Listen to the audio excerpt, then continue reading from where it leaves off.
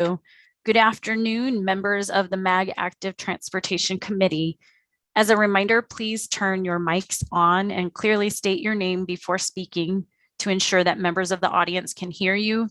And please mute your mics when not speaking to eliminate any feedback noise.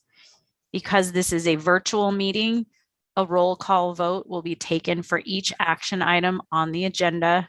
As a reminder, if you did phone in, you'll need to press *6 to unmute yourself, and please remember to do the same to mute yourself again. We will now begin the meeting with a roll call of all members. Thank you, Madam Chair. Ezekiah Allen, Town of Florence. Grant Anderson. Here. Thank you. Bob Bean.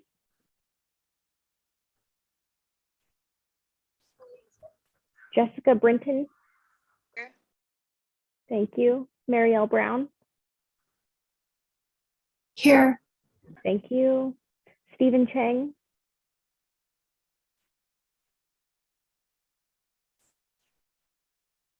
Here. Thank you. This is Stephen Chang here. Thank you. Thank you. Jason Crampton.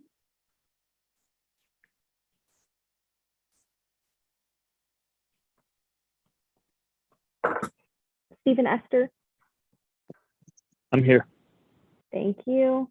Brandon Forey.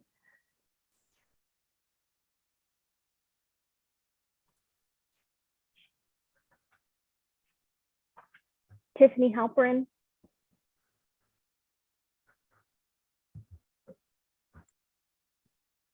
Tara Harmon.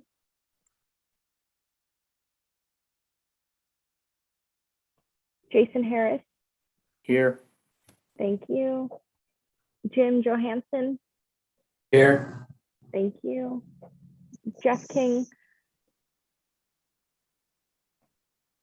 Larry Kirch. Here. Thank you. Donna Lewandowski.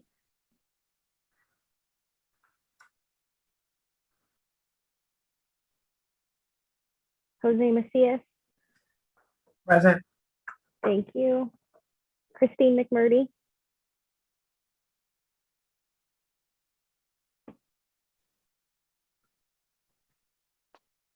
Mark Millstone. Here. Thank you. Omar Peters.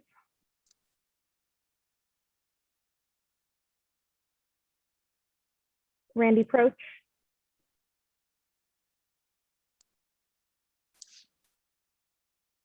Patrick Sage. Present. Thank you. Woodrow Scouten.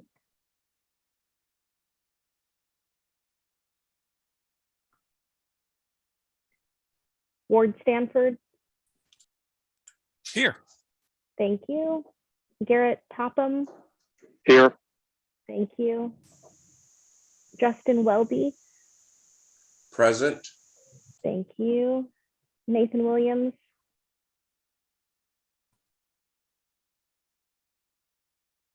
And Chair Conklu.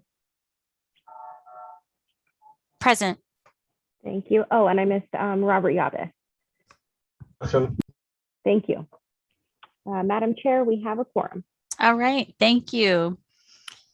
Madam Chair, Bob Bean here too. Sorry, I'm late. Oh, okay, thank you. I saw you and then I couldn't remember if we had already heard you say present. So one more, did we get it, miss anybody else who jumped on? Me. This is Tiffany Halperin, present. All right, thank you. Thank you. Okay, so the next item 2 on the agenda is call to the audience. An opportunity for public comment on the agenda was provided ahead of this meeting. MAG staff, have we received any public comments? Madam Chair, we have not received any public comment on this item or any other item on the agenda. Okay, thank you. Thank you. Moving on to item 3, transportation staff report. Patrick Stone, MAG Transportation Improvement Program Supervisor, will provide a report to the Active Transportation Committee on activities of general interest. Thank you, Madam Chair, members of the committee. Good afternoon. A few brief updates. Starting off, obviously, would take a moment. Welcome the newest member of the Active Transportation Committee, Mark Millstone, joining us representing the town of Carefree. So I want to welcome Mark to the committee, and also wanted to take a moment to acknowledge and thank Stacy Bridge Denzak for her time on the committee. So welcome, Mark. I don't know if you want to unmute and say hey to the committee. Yes, thank you very much. I'm happy to be here. Thank you. Awesome, thank you. Moving on, next item, fiscal year 2022 closeout. Members of the committee would have received the notice for closeout, went out to committee members back on October 25th. Of note for members of the Active Transportation Committee, if you had projects that were submitted as part of the FY 2022 Design Assistance Grant Program, but they were not funded, those projects would be eligible to be submitted as part of closeout. I did send an email out to each agency that was not funded, requesting their response back if they would want to be included. I actually believe I've heard from every agency at this point. But if you also have other general closeout requests from your agencies, those are all due in by 5 p.m. on Friday, November 19th, which is this Friday. And then finally, the 2022 meeting dates have been posted and sent out to the committee members. The only date I wanted to call attention to for the committee is the June joint meeting with the Transit Committee. That meeting will actually be on a Monday in June, and this is to align with the normal meeting date for the Transit Committee. And Madam Chair, that concludes my remarks. Thank you, and welcome to Mark. Next item 4, approval of consent agenda. We have 2 items today on the consent agenda. Item 4A is approval of the January 19, 2021 meeting minutes, and item 4B, approval of the October 19, 2021 meeting minutes. And I just have one small change, and then if anyone else has any, please raise your hand. But on the October 19th minutes on page 2, item 4, there's a typo with my last name, but I think everywhere else, everything looks good unless I missed anything, which could be possible. And I don't think I see anyone else that has changes for either of the 2 items. So do we have a motion to approve consent items 4A and 4B? Motion to approve with the exception of the note by the Madam Chair. Okay, that motion made by Justin, it looks like. Second by Robert. Second by Robert Yabez. Okay. Steph will do a roll call vote of all members participating, so please indicate how you vote. Thank you, Madam Chair. Grant Anderson, Aye. Jessica Brinton,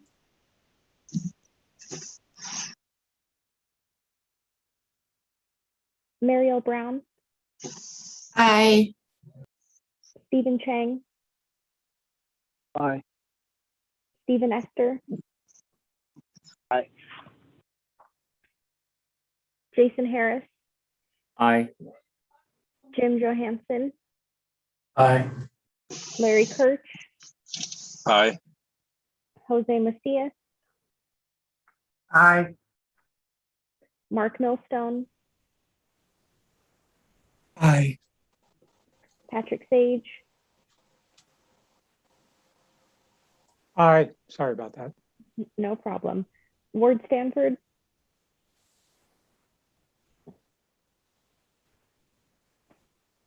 Aye. thank you. Garrett Topham, Aye. Justin Welby, Aye. Robert Yabez, Aye. Chair Conclu, Aye. thank you. Was there anyone that I missed?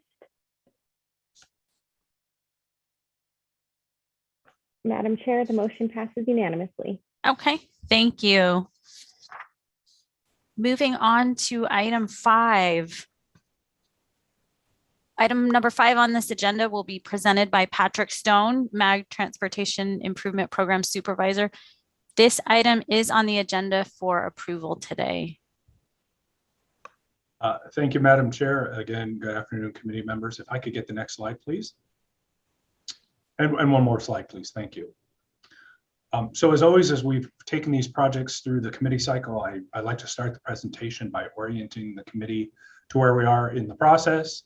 As you can see highlighted in red today is the Active Transportation Committee, with the action being to recommend the prioritized project listing. After that action, the projects will then move into TRC in December, culminating with consideration by Regional Council in late January next year. Also, just as a quick reminder, funding available for this call for projects just under $14 billion for fiscal year 2025. Next slide, please. So I wanted to start first with the CMAQ funding Congestion Mitigation and Air Quality Improvement Program. What we're looking at here is the scoring, the rankings, which are in the second to the last column to the right.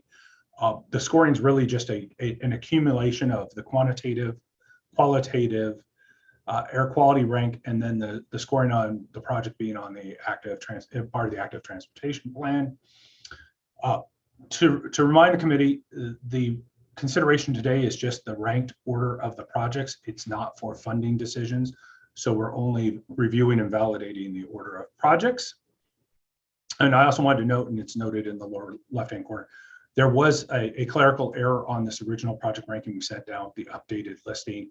Some of the amounts were incorrectly attributed to different agencies. However, it didn't affect the ranking of the project, so that is correct. And then I wanted to pause here if there were any questions on this slide before we move on to transportation alternatives.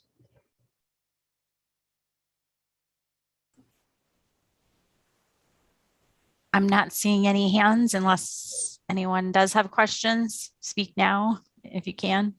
This is Robert Bean. Just one quick question. In the first column, quantitative ranking, is it correct that there are two number ones? Yeah, that is correct. The scoring was tied. Okay, thank you. No, great question. Thank you. Any other questions on this slide?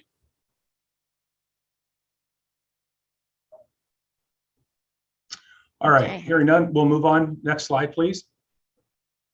So similar to the CMAQ slide, again, we have the rank listing of projects. The big difference here is the Transportation Alternatives Program does not consider air quality scoring, so that score drops out. We adjust the rankings otherwise. And here again, you can see the final ranked order of projects. Again, it's just the ranking of the projects. There's no funding recommendations associated with it. Any questions on this particular slide?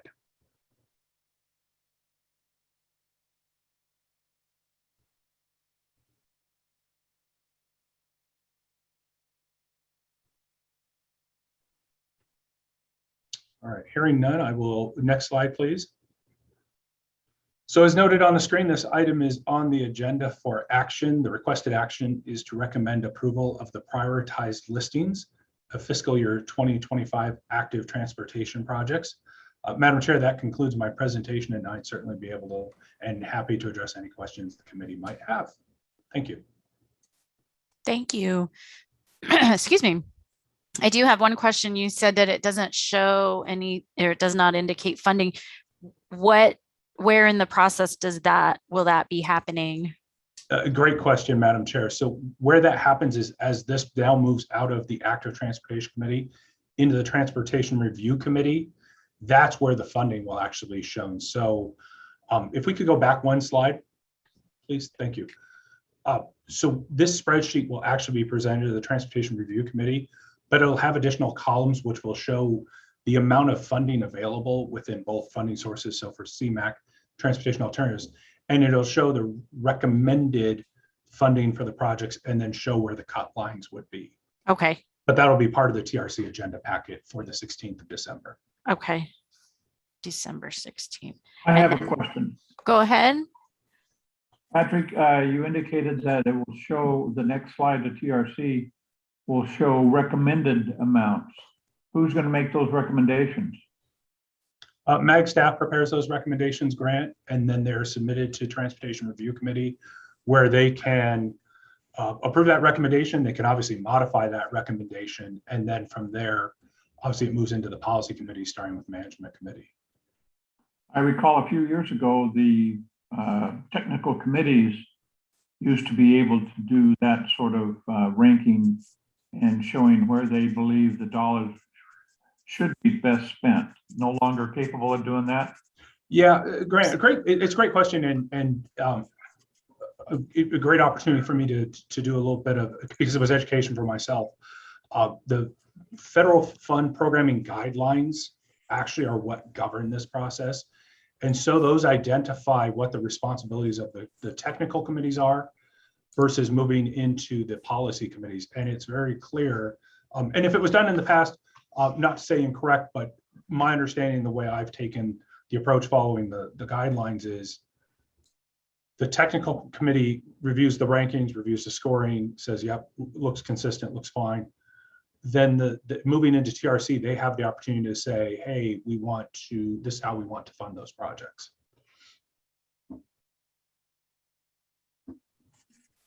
But certainly something that as we move forward, there may be opportunities for comments and feedback and thought on this as we debrief this process once it finishes up in January. Justin, looks like you have a question. Thank you, Madam Chair. Patrick, what we're voting on here is our tabulated scoring based on the project submitted, correct? That is correct, sir. Thank you. Thank you. And thank you, Grant, for your question. And since it's every 2 years, I get a little bit hazy too, because I thought I remember seeing where the line is, but that it's possible that I'm remembering what we saw after the Transportation Review Committee did theirs, and I'm just mushing it all together in my memory into one meeting with our group. Madam Chair, actually, you're not incorrect. Your memory is spot on. The previous cycle in 2019 did actually show those cut lines in the recommended funding. Okay, because I know everyone's eager to find out what may happen next. So we would, let me double check my notes here. Then if there's no other questions or comments, we would want to have a motion to approve this item. But are there any other people with questions or comments?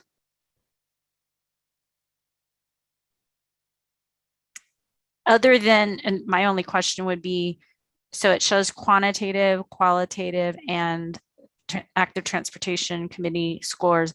Is there anything else that after this point that changes any of the numbers, like the scoring, even though there could be changes done at the December 16th meeting about projects in general? No, Madam Chair, the scores are locked in. So these are the scores. Okay. Obviously, the Transportation Review Committee, per the guidelines, has that option to potentially say, we want to make some funding adjustments, either lower percentages, perhaps shifting which project gets funded where, but that's their prerogative. We obviously, MAG staff makes that recommendation, and then it's up to the Transportation Review Committee to act on that recommendation. Okay, thank you. No, all great questions. Really appreciate this. It helps me too. Thank you. Does anyone else have questions or comments? Just one more for Patrick. With the, so to speak, the new guidelines that are there, what does the staff use to prioritize money? Just the numbers that we're looking at now? Yeah, so if you look at the listings, and obviously the committee members can do this, you can see where the projects rank, and you can see the funding that's available in each bucket. So it's kind of finding the correct blend of, the top scoring projects would get funded first, and then you try and adjust those second, third projects, fourth projects, fifth projects. Unfortunately, a reality of the process this year, it was a very robust call. We had 38 million in requests and just under 15 million in funding. So it's very difficult to make those numbers work.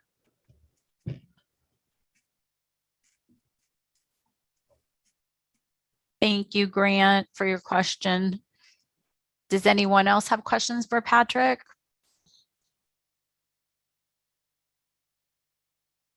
Seeing none, I would ask for a motion to approve agenda item 5. Motion to approve. Second, Looks like Justin. Oh, I can't always tell when the names light up. Who was the motion and who was the second? Robert, what's the motion? Okay, sorry. Justin with the second. Second. Okay, thank you. Steph will do a roll call vote for all members participating, so please indicate how you vote. Thank you, Madam Chair. Grant Anderson. Aye. Thank you. Jessica Brinton. Marielle Brown. Aye. Thank you. Stephen Chang. Aye. Thank you. Stephen Esther. Aye.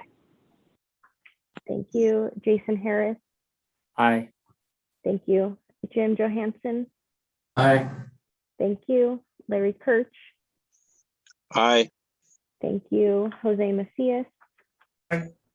Thank you. Mark Millstone. Aye. Thank you. Patrick Sage. Aye. Thank you. Ward Stanford. Aye. Thank you. Garrett Topham. Aye. Thank you. Justin Welby. Aye. Thank you. Robert Yabis. Aye. Thank you. And Chair Conclu, how do you vote? Aye. Thank you. Was there anyone that I missed during the roll call? Madam Chair, the motion passes unanimously. Thank you. Okay, thank you. Thanks, everyone. Moving on to the next item, 6. Second, project deferral and project scope modification request for City of Phoenix, Van Buren Street from 7th Street to 24th Street. So Patrick will introduce this item, and this is on the agenda for approval. Thank you, Madam Chair, members of the Active Transportation Committee. It's my pleasure to introduce Marielle Brown from the City of Phoenix, who will present the city's request. Marielle? Thank you, Patrick, for the introduction, and thank you, Madam Chair and members of the committee for allowing me to present this request today. So I'm here to talk about the Van Buren Street, 7th Street to 24th Street project. On the next slide, there is a map of the project area, just as a reminder. So this is in downtown Phoenix, and it's in the core of our city, and it goes from 7th Street to 24th Street. The next slide is an overview of the project scope request that we're coming to, well, the City of Phoenix is coming to you today with.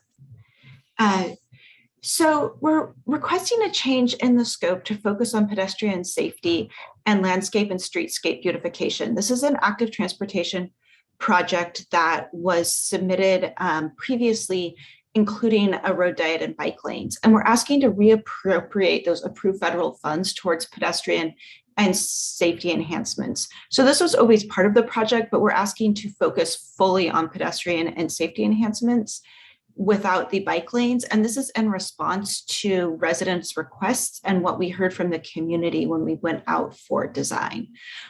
In support of the scope changes, we're also asking to realign the project schedule for early FY23 obligation.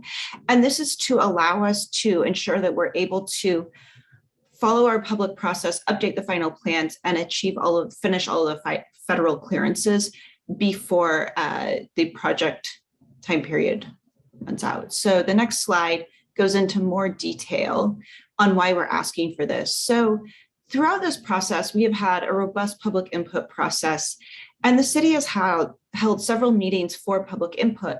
What we heard from the community when we went out during the design process was that there was a lot of opposition to the proposed bike lanes, but at the same time, there was a strong desire for pedestrian safety improvements. And so that is why we are asking for the scope change to really make sure that we're in alignment with what the residents around the project want to see on their street. At the same time, as we were working with the community to better understand what they wanted to see on the street, there was also a change of governance, not only the mayor, but also the council person for this district changed over. It resulted in an interim council person. And so, as we all know, most of us work for government, it can be challenging to have decisions made when there's interim leadership, special elections, et cetera. And so that's why we're asking for this project schedule change and alignment, not only to support the scope, but also to make sure we're just able to finish our federal clearances now that the project decisions have been made. So the city is committed to improving pedestrian safety along this corridor, and we're committed to delivering the project that the residents have requested of streetscape and beautification pedestrian safety.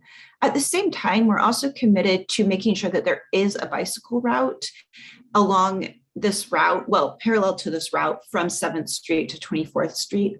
The city is funding a separate project that I'm actually managing, the Via Fillmore Bike Boulevard Upgrades Project.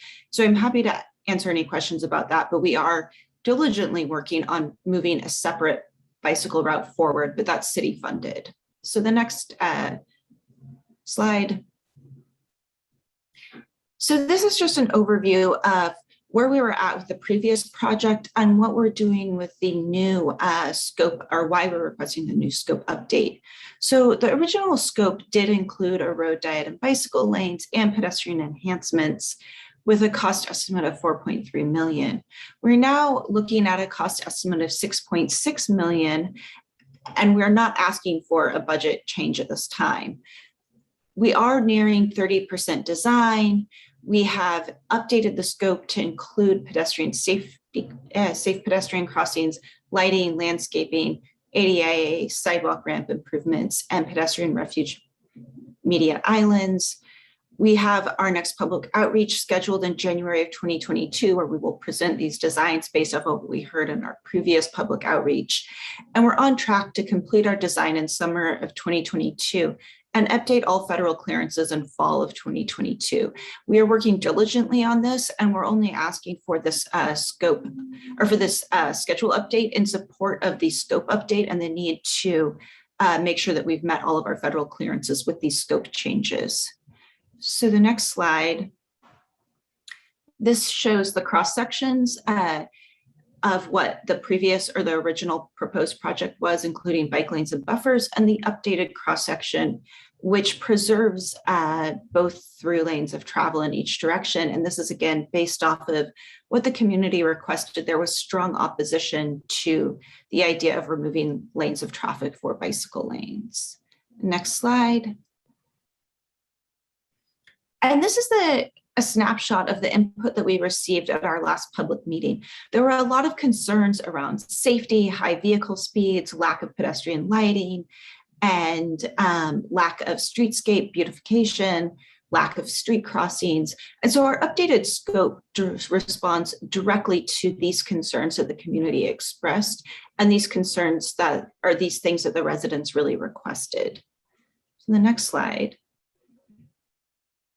And here we're going to go through what those improvements are, what the scope now includes, so, which includes the upgraded sidewalks to meet ADA compliance, adding 2 additional crossings, providing pedestrian lighting throughout the corridor, and also installing raised medians, which is a safety feature because it slows traffic and also can restrict some left turn movements. Next slide. We're also improving the existing pedestrian crossings. We're looking at where we need to move the push buttons to increase accessibility. We're adding audible pedestrian signals, and we're also adding thermal radar detection. In the next slide. And this is the plan view and the cross sections of the streetscape enhancements that we're looking at. As you can see, we have a large emphasis on adding trees and landscaping for the shade and beautification benefits. This is something that the community is very strongly supportive of and has asked for. Next page, slide. And then here are the streetscape enhancements listed out. So we're looking at medians. Again, those are a safety feature, traffic signal upgrades in order to accommodate those pedestrian safety crossing upgrades that I previously discussed, street light upgrades to include pedestrian scale lighting, and then bus shelter and shade where possible. The next slide. And we continue our robust community engagement process as well throughout all of this. So we're coordinating with other departments to look at where we can incorporate public art where feasible. And we also are continuing to engage community residents, business owners, commuters, and bicycle advocates. We really want to make sure that this corridor and this project enhances the historic Van Buren corridor in the city of Phoenix. And we want to make sure that it really addresses the needs of the residents and what they'd like to see on their street. And so with that, the next slide is a funding breakdown and project schedule. So this is a brief overview of what we're looking at for this enhanced pedestrian safety project and scope change. Again, this is an increase in the project's budget, but we're not asking for a budget change at this time. We're asking for a scope change in order to address what the community has requested, and then also a schedule change in order to make sure that we have enough time to meet the federal clearances and follow the process for those scope changes. We're still looking at federal clearances in fall of 2022 and construction beginning in winter of 2022 or 2023. Next slide. And so with that, I'm here to respectfully request approval from the MAG Active Transportation Committee to preserve the transportation alternative funding for pedestrian safety and streetscape beautification along Van Buren Street, 7th Street to 24th Street, and to realign the project obligation year to early FY 2023. So with that, I'm happy to take any questions the committee might have, and thank you, Madam Chair. Thank you. Do we have questions? Madam Chair, Bob Bean, of course. Okay, go ahead. I don't want to disrespect the wishes of the local community, but as a representative of the bicycling community, I have just a few questions. One is the connectivity that would have been provided by this is, how can you comment briefly on the Fillmore project and how it would provide similar connectivity? Yes, certainly. So with the Fillmore project, we're looking at providing a low stress bike route from 7th Street to 24th Street. So the project will begin on, it'll be an upgrade to the existing bike boulevard. We're actually having public outreach around it in the coming weeks to propose alternatives. But it will provide that same continuous connectivity from 7th Street to 24th Street. And it will connect from an existing bicycle facility downtown along Fillmore to the existing bike lanes on Roosevelt. So it will provide a seamless connection there. It will take people to make sure that they can connect up to the 11th Street bike lanes as well. So in terms of connectivity, yes, it is about a quarter mile north of Van Buren, but it does integrate into our existing bike network.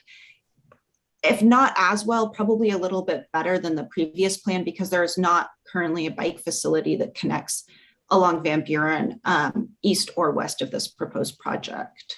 Thank you very much. And then my second question is, what are your personal expectations? I know you don't control this, but what are your personal expectations about the timeline, the delay, if any, in changing the scope of this project and then having to get funding for and complete the Fillmore project?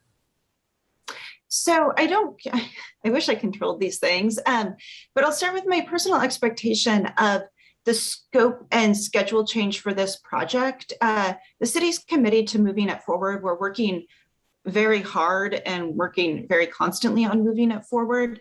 These scheduled changes for this project are really just to ensure that we have the time to complete the federal clearances, because we're looking at more pedestrian safety improvements that impacts the types of right-of-way clearances that we have to look at. And so it's really a technicality. I think that we will be able to get the clearances practically on schedule, practically on the original schedule. We're asking for the extension just to make sure that we don't have to come back to the committee and say, we got the scope change and we are a month short on the schedule change because of federal clearances. So I think that we're moving forward quickly with that. And I expect that we will meet or get very close to the original intended date. And in terms of the Via Fillmore project, as the project manager, I am very eager for that project to move forward. I know that from the beginning of the inception of the project, we've been talking about how to move it through pre-design and get it into design as quickly as possible. That being said, based off of the alternatives that we're proposing to the community in the coming weeks and the next steps in terms of deciding on a final design, we have a wide array of costs and a wide array of complexity that would go into each of those alternatives. So right now, I'm not sure where we'll be headed with that project. We're obviously going to be moving forward in construction, but when we're looking at a bike boulevard project, depending on what's most appropriate and what the community wants, there's like some intersection changes that might be very difficult to achieve. And there's some aspects or some alternatives that are relatively easy to install. So I think we're moving forward on that. I don't think we're at the stage yet where we can offer a very good guess at what the project construction timeline will be, but ask me again in a couple of months and I'll definitely be able to tell you. Okay, Mariel and Madam Chair, thank you very much. Thank you. Looks Hi, like this is Tiffany. Grant. Oh, go I ahead. I have a question. This is Grant Anderson. Although not representing bikes, I bike a lot still. And Fillmore doesn't connect from 7th Street to 24th Street. There's a major freeway there that would have to go across or under or something, as well as it only goes from 7th Street to 16th Street and then stops because of Villa or that area right in there. Do you have any concept about how you're going to make that connectivity work? I heard what your comment was. You might not have it for 2 months, but that seems like it's a major funding issue. Absolutely. And thank you for that question. We have been calling this project the Via Fillmore Bike Boulevard because the route follows the Fillmore Bike Boulevard that was created in 2012. But to your point, Fillmore does not actually go through. And so the route that we're looking at goes from along Fillmore from 7th Street to 16th Street. At 16th Street, it crosses and goes on to Via, which is a continuous route, although the street name changes. At Via, it turns north to go up 20th Street, where there are existing bike lanes, and we're looking at making upgrades to those bike lanes. And then at 24th Street, it turns right to cross the freeway on Roosevelt and go east on Roosevelt, connecting into the existing bike lanes on Roosevelt. We're also looking at upgrades to those existing bike lanes on Roosevelt from 20th Street to 24th Street. So that's how we would cross the freeway. I hope you get it signed that way for us to try to follow something. Oh, absolutely. And wayfinding would be an essential part of this project to make sure that people are able to follow it. It is an existing bike boulevard route for the city of Phoenix right now, but I think this is an opportunity to make sure that it's really welcoming for all ages and abilities, and also has that continuous signage, because right now, to your point, it's not necessarily intuitive to follow. Thank you. Thank you. Tiffany, looks like your hand is raised. Hi, thank you, Madam Chair.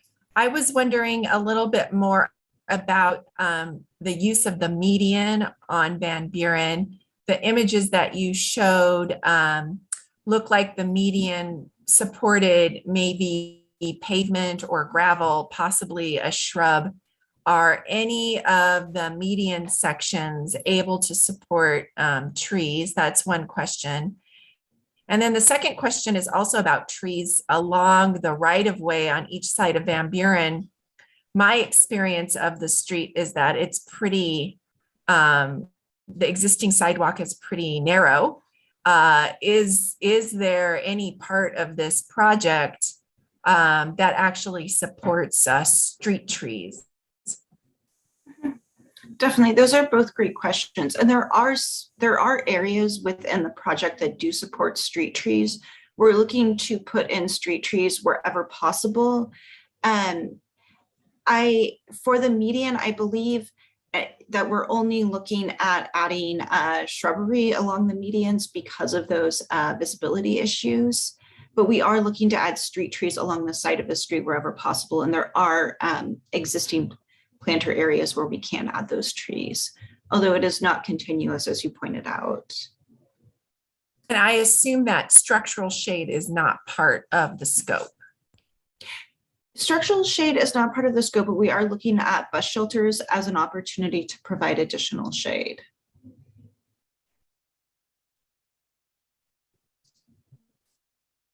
Thank you, Marielle. Thank you, Madam Chair. Thank you, Tiffany. Thank you. Are there other questions?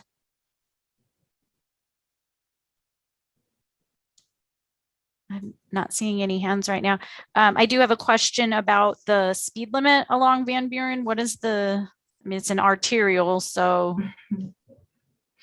The current speed limit is, I believe, 35 miles an hour. For us to change the speed limit, that would require going to council and making a request.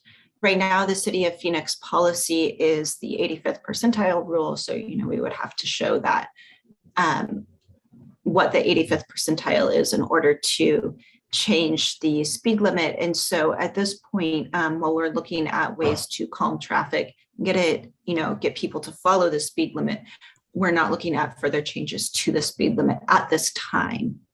Okay, thank you. I think my other questions were answered by some of the other people who asked questions. I appreciate staff's time on the different improvements that have been proposed. I am very disappointed in those who make these kinds of decisions to remove proposed bike lanes.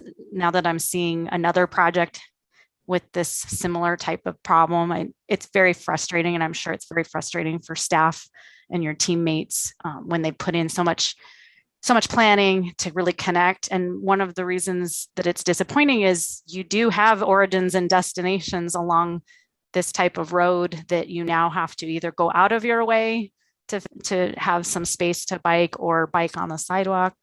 It's less than ideal. So it's unfortunate that you're being put into this position of having to make this kind of request. I do want pedestrians to be able to have space and attract more people.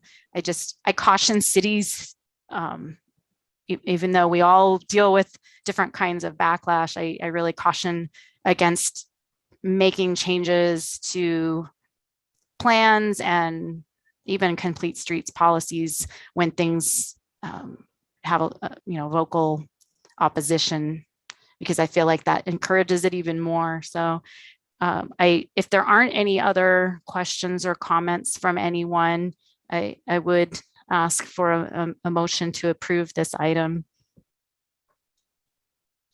So move, Robert Yab. Robert, thank you. And we have a second? Second, Anderson. Grant Anderson, thank you. Steph will do a roll call for all of the members, so please indicate how you vote. Thank you, Madam Chair. Grant Anderson. Aye. Thank you. Jessica Brinton. Aye. Thank you. Marielle Brown. Aye. Thank you. Stephen Chang. Aye. Thank you. Stephen Esther. Aye. Thank you. Jason Harris. Aye. Thank you. Jim Johansson. Aye. Thank you. Larry Kirch.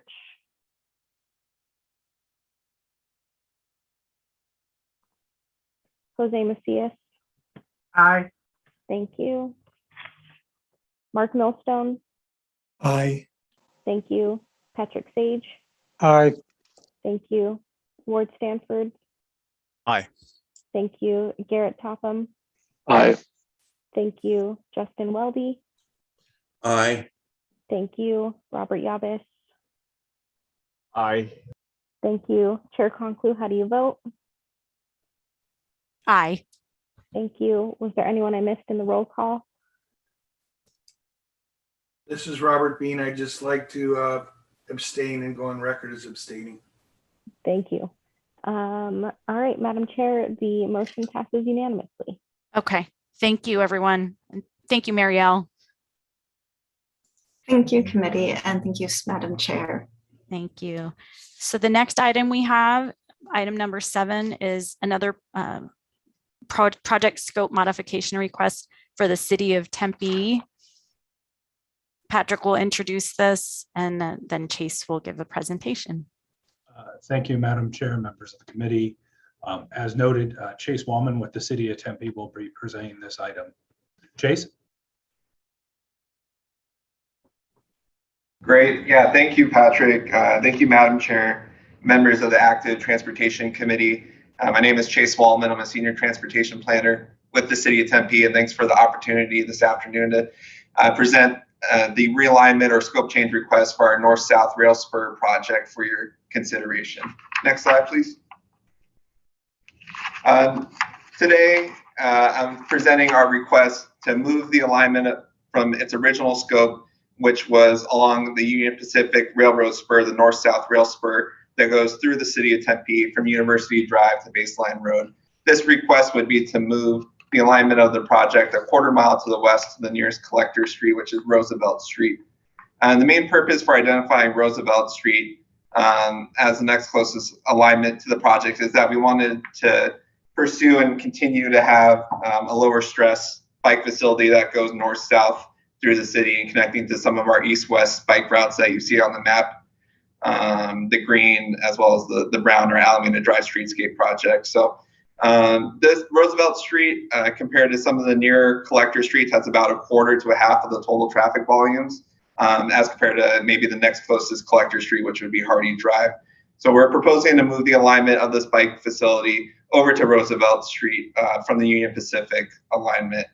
And the project realignment would share the same alignment from University Drive over to 13th Street, which would be along Farmer Avenue as originally proposed in our original request. And then on the south end of the project near Baseline Road, it will also maintain the original scoped alignment, which is along Kyrene Road, and that's from Southern to Baseline Road. The project is proposing to improve the pedestrian and ADA access along there. And the reason that we're coming today for this realignment request is probably not a surprise to many in the region, but our difficulty with negotiating with the Union Pacific Railroad. With our negotiations with them, we've exhausted our options to maintain the original scope of being along the Union Pacific Railroad. And that's because of the standards that have changed within Union Pacific and as some of the changing guidance that we received since we originally did our preliminary design project in 2015. So with that, some of the additional considerations that Union Pacific was imposing in order to use this alignment would just not be feasible as far as the cost to the city for ongoing maintenance. The Union Pacific, with making these improvements, the total annual maintenance that the city would be obligated to pay would be $120,000 annually. So as far as just the ongoing operating costs, that was just too much for the city to bear annually. In addition to those ongoing cost considerations from Union Pacific, they also required some additional guidance for us to use the Union Pacific right-of-way or encroach into the Union Pacific right-of-way. And that was the institution of a vertical barrier or a fence along the railroad. But this was also in direct conflict with our conversations with SRP, as they have an overlying easement that does not allow for a fence to be put in place. So we experienced the conflict as well from guidance from Union Pacific, as well as the guidance that we received from SRP to go ahead and use that original alignment. Next slide, please.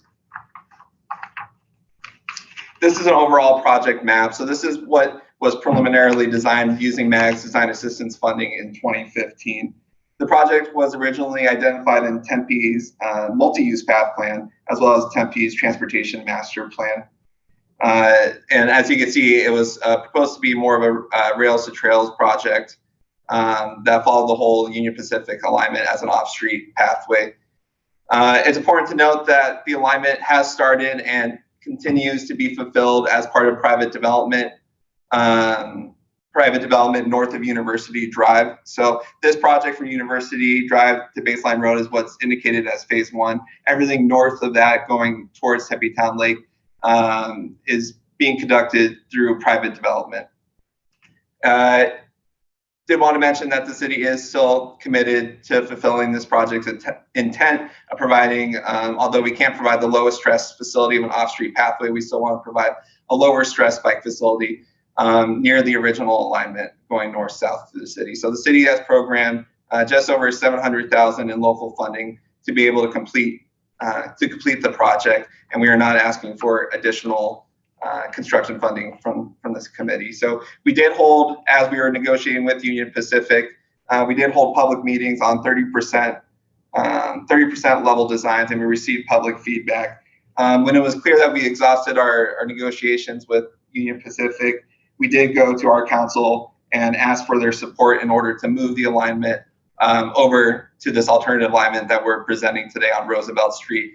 And we did get our council's support to move that alignment change from Union Pacific over to Roosevelt. Next slide, please. So as I stated, really the intent was to provide this lower stress bike facility. Obviously, it was intended to be a completely off-street facility.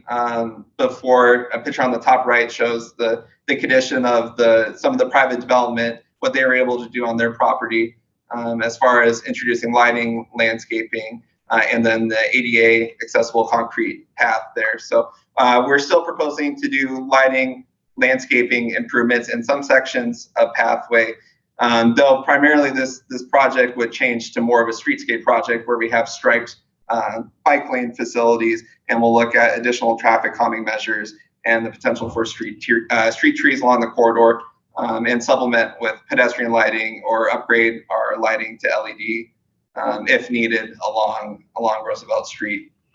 The picture on the bottom right shows our existing Alameda Drive crossing. This is a crossing that's proposed to be improved as part of the Alameda Drive Streetscape project that runs east-west and will directly runs perpendicular, to the north-south rail spur project.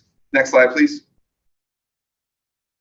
This is an overall map showing the original alignment, what you see in red. So from University Drive, it would follow, as I said before, and remain the same as the original intent to go along Farmer Avenue. From there, we would utilize our existing bike facilities that we have along 13th Street, our bike lanes, and we also have additional traffic calming. So that's where we're proposing to move the alignment to the west to Roosevelt Street. From Roosevelt Street, the project would go into a residential area that directly connects to Clark Park. South of Broadway, it would continue along Roosevelt Street, and this is where you can see kind of the land use change to more of an industrial land use. Again, I just wanted to note that Roosevelt Street, as compared to maybe nearby Hardy, there's this significant difference there in the total traffic volume. So we identified this as a lower stress collector to implement these improvements. And then the additional alignment shown here in orange, that would connect to the next neighborhood, which is the Dwight Park neighborhood. So what we're proposing here is to go back to our original alignment, which was along Kyrene Road, and continue that south of Southern all the way to Baseline Road in our original termination point to the south. Next slide, please. So this is a zoom-in view of that original alignment and the alternative alignment. Again, this is really moving it from Union Pacific right away over to the west, so that it hits more of the neighborhood uses, as well as the city parks that we have, usually located around that half mile near the collector streets there. So that's Clark Park shown on the left. Next slide, please. So throughout the corridor, we'll look at traffic calming, as well as the addition of street trees and improving ADA accessibility if the directional ramps need to be improved, or the addition of pedestrian push buttons. We'll be looking at all the crossings and signals, make sure that they're ADA compliant as well. This is showing the project continuing on that Roosevelt Street alignment. This is an alternative alignment that was originally identified as an abandoned spur line that goes behind some of those industrial uses. This is our opportunity where we may be able to have a break in the plan where it goes off street again, where we might be able to program public art or additional landscaping and rest notes as an off-street pathway as it connects back to our original alignment along Kyrene Road. Next slide, please. This is just a rendering of what that additional alignment could look like with having the rest nodes and the kind of enhanced landscaping section that would be off-street, connecting users from the streetscape of Roosevelt over to our crossing at Southern. Next slide, please. And then finally, as we get to Baseline Road, this is where the alignment goes from nearby Union Pacific right away over to Kyrene Road. So this is the original alignment that we had. It's directly parallel to it. What has been proposed that we're getting public feedback, what we got public feedback on was either implementing a buffered bike lane along Kyrene Road that would maintain a northbound and a southbound bike lane that was buffered or protected, and then an additional alternative, which would be a two-way cycle track that's also protected. So we'll still be looking at those alternatives as we continue on in the final design process, but those are the two alternatives that we showed during our public feedback process. Next slide, please. And then finally, the project would conclude at its southern terminus at Baseline Road. This is where we would be looking to put a new bike pedestrian signalized crossing to the east of the Union Pacific alignment. And this is proposed to directly connect to Kiwanis Park as well as the regional Western Canal multi-use path that is on the south side of Baseline Road. So with that, we would do a signalized crossing, and then on the north side of the street, we would make sure that the width of the sidewalk is wide enough to accommodate bidirectional travel along there until you get back to the project alignment at Kyrene Road. Next slide, please. So today we're requesting the scope change for our project to the alternative alignment that I described in the PowerPoint, and thank you for your time and your consideration of that. As I said, we're not asking for additional funding to do this alternative alignment, and the city remains committed with their $700,000 in local funding to complete the project. As far as the new tentative schedule, we're proposing to have a bid date in September 2023 and hope to start and anticipate construction in the later part of 2023, early part of 2024. And with that, I'm happy to take any questions or direct them over to Robert. Thank you, Chase. We'll begin questions. Tiffany, I'm not sure if your hand was raised from before or if you have a question for Chase. I do have a question. Okay. For Chase, Madam Chair. Thank you. I have some good understanding of this project, especially the Alameda portion that I was involved with the city of Tempe, way back when. And my question for you, Chase, just more of a curiosity question. I think it could benefit other municipalities. Just simply, is the rerouting of the alignment have to do just with how expensive it is to, work with the railroad entity, like just the expenses involved, or is it like really a no-go? It just really can't be done because of other restrictions. You want me to answer that, Chase? Yeah, please go ahead, Robert. Yeah, it's both. The issue is that segment from Alameda going south. Yeah. We don't have any place to put the path. So the restrictions are, from that point on, the only way I could do it is probably buy that the storage place, so that we will take that space and probably move the path on that side. But that's not available to us either. Right. The other one is the railroad. We've dealt with 4 different managers of the railroad already. And if everyone, the ask is getting more expensive every time. And it's expensive. It could total, they also want to charge us rent for using the right of way. So it could be as much as $500,000 a year for us to do this alignment.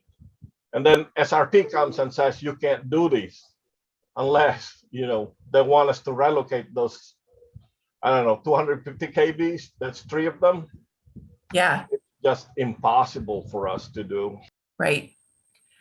Well, thank you. That's interesting to know. So between the, and I think you said this, Chase, between the the requirements of SRP and the railroad, you're really out of room to put the alignment. And then also in anywhere that you were able to put the alignment, the cost to put it there just through rent and everything is very high. Is that correct? That's correct. Okay, thank you. I was just curious. Thank you. Thanks, Tiffany. Anyone else have questions?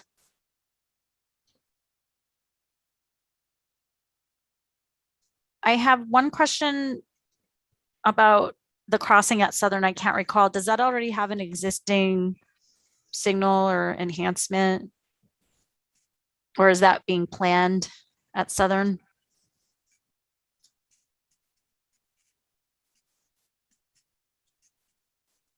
Chase or Robert? I will. Okay, thanks. Sorry. That's okay. I was like, maybe I'm on mute and everyone's just waiting for me. Sorry, I was on mute. Okay. Yeah, there is an existing signal there. There is. Okay, I couldn't recall. Yeah, there is. And there's also the railroad crossing that's, expensive to change. But yeah, there is an existing signal. We're going to utilize Across that. Southern. Okay. Yes. And then what you're proposing at baseline looks like that at grade enhancement should help for this. And it's unfortunate with this project because you had such a great design that would help people biking and walking. Does this new proposed alignment have sidewalks existing throughout, or will you be adding? And I'm sorry if I missed it on the slides, what you presented, but I just want to make sure that pedestrians aren't losing that opportunity that they would have had with the path. We are adding sidewalks where it's missing or widening where it's, that the old Tempe residential areas have 4 feet. We will require a minimum of 6 in certain areas if we don't have any right of way. Okay. But mostly likely to have 8 feet on both sides. That's what we will be requiring. All right. Thank you. More ramps as well. And curb ramps, you said, or updating curb ramps. Okay. Yes. Okay. Thank you.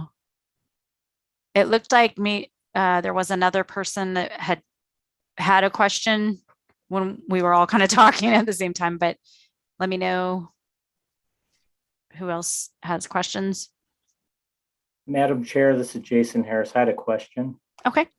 So for this committee, are we looking at a recommendation that would then be approved or reviewed by the MAG Regional Council for any scope changes due to these changes in scope?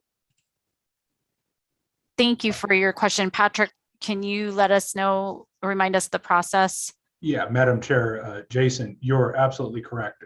Per our guidelines, scope changes do have to go through the committee process. They start at the technical committee that first approved the project, hence the Active Transportation Committee. From here, the request would then move to TRC on December 16th, and then into Management Committee and Regional Council in January. Thank you, Madam Chair and Patrick. I just, as a follow-up then, how would we know what the results are? Would we come back to this meeting after those other councils have met? Or will we look for an email on those results? I'm sure we're all on those listservs, but I'm just curious to see both of these very interesting, very challenging projects. And certainly kudos to both those entities for what they've had to do and go through. But I just want to make sure I'm understanding what we're looking at and how we can circle back with each of these entities to see the success or comments that were made from those council meetings. So, Madam Chair, Mr. Harris, Jason, so fun time gives me a chance to do a little plugging. One thing you can do is you can always use the MAG YouTube channel, millions of subscribers, but you can follow along on there. So you can actually watch the TRC meeting, the Management Committee, the Regional Council. You can watch the meetings. They stream them, they archive those meetings. You can also look at the agendas out on the MAG website, and you can see the items posted for action. So as it moves through each committee, you'll see that item for action on that next committee.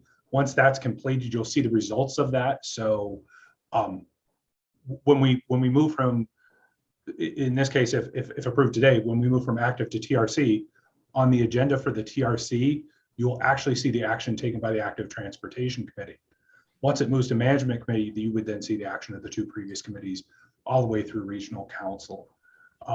But certainly, if there's an interest in of the committee, potentially in the February Active Transportation Committee cycle, there could be, either through the updates from the agency or as part of my transportation staff report, we could certainly provide that follow-up on the outcome of those projects. Thank you. Thank you. That would be great. Yeah, I think the follow-up from actions that the technical committees have done by the staff member when the regional council certifies it, so to speak, or votes for moving forward, we get an update on what our projects are actually approved for. Thank you. Thank you. No, Madam Chair and Mr. Anderson, Grant, that's a great idea. I've already made a note to myself. I'm sure staff will capture this as well. But yeah, we can make that hopefully part of the ongoing, maybe standard work of the staff report is reflection on those actions that were taken by the committee in previous months, just kind of where they're at or how they're progressing. Okay, do we have any other questions for Chase, Robert, or Patrick?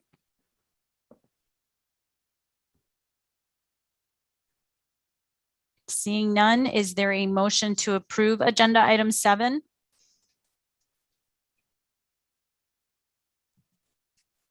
Anderson, I so approve. I so move. Thank you. Do we have a second? Millstone, second. Thank you.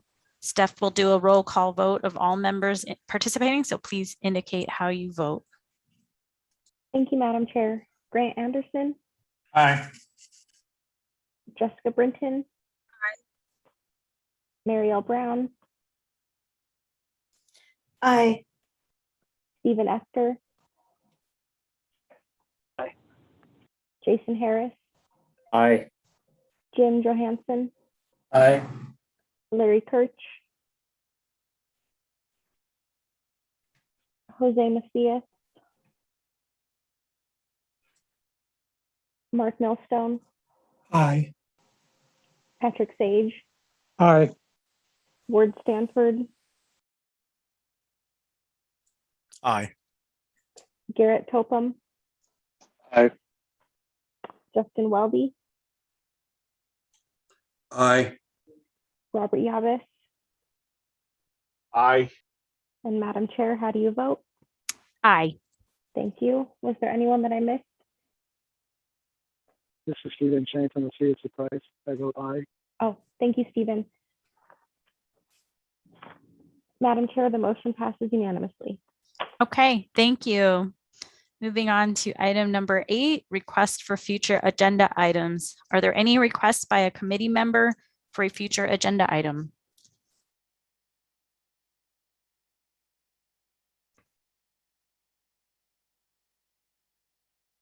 I do have one. It relates to the MAG Active Transportation Plan, and if there will be updates in the future or if there are any ways to propose additional segments on the plan. So maybe that could be a future item. Yeah, thank you, Madam Chair. I've captured that we would want a future agenda item on potentially updates to the active transportation plan. Okay, thank you. Got it. Anyone else? Okay, moving on to item number 9, updates from member agencies. Are there any updates or announcements by committee members?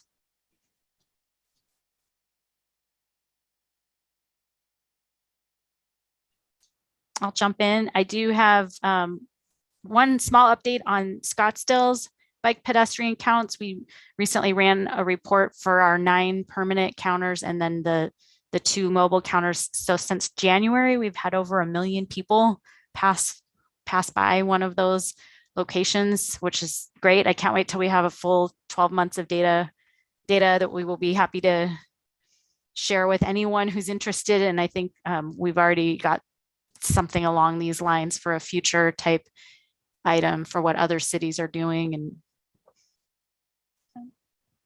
let me know if you have any questions. You can always reach out to me individually too. Anyone? Okay, so for item 10, a reminder to committee members that our next meeting is scheduled for Tuesday, December 21st at 1 o'clock via teleconference.